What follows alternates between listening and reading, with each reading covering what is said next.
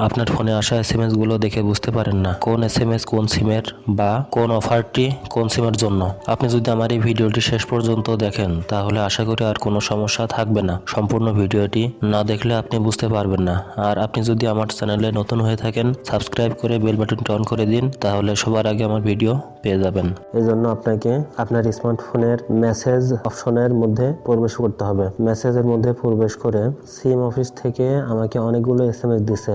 এটা দেখে আমি বুঝতে পারছি এটা জিপি সিমের এসএমএস এবং এটা বাংলালিংক সিমের এসএমএস, কিন্তু ফার্স্ট এবং সেকেন্ড এসএমএসটা আমি বুঝতে পারছি না কোন সিমের এসএমএস। সেক্ষেত্রে আপনাকে সর্বপ্রথম এসএমএসটা দেখেন, এটা কিন্তু কোনো সিমের নাম লেখা নাই যে জিপি সিমের এসএমএস এবং এটা বাংলালিংক সিমের এসএমএস। এটা আমার বোঝার জন্য আমাকে এই অফারের মধ্যে প্রবেশ করতে হবে, এই এসএমএসটার মধ্যে আমাকে প্রবেশ করতে হবে। তো আমি এই এসএমএস এর মধ্যে প্রবেশ করলাম। তো এসএমএস এর মধ্যে প্রবেশ করে এভাবে আমি চেপে ধরে এসএমএসটাকে সিলেক্ট করব। সিলেক্ট করে উপরে ডান সাইডে দেখেন 3 ডট আছে, এই 3 ডটে ক্লিক দিতে হবে। 3 ডটে ক্লিক দেওয়ার পর এই ভিউ ডিটেলসে ক্লিক দিতে হবে। তো এখানে দেখেন আমার কিন্তু এই এসএমএসটা যে সিমে আসছে সেই সিমের লাস্টের নম্বর 05 এবং সিম 1 আছে। এটা সিম 1 এবং এটা সিম 2 জিপি অফার। এই অফারটা আমার আসলে জিপি সিমের মধ্যে সিম 2 তে আছে কিনা।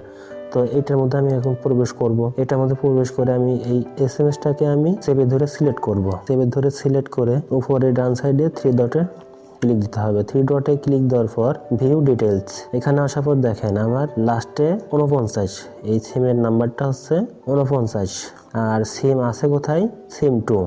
এখানে দেখেন সিম 2। আপনারা এইভাবে আপনার এসএমএস গুলা কোন সিমে আছে আপনারা বুঝতে পারবেন। এখানে আরেকটা দেখাই বিএল অফার। জাস্ট এইটা আপনি এসএমএস এর মধ্যে প্রবেশ করলাম।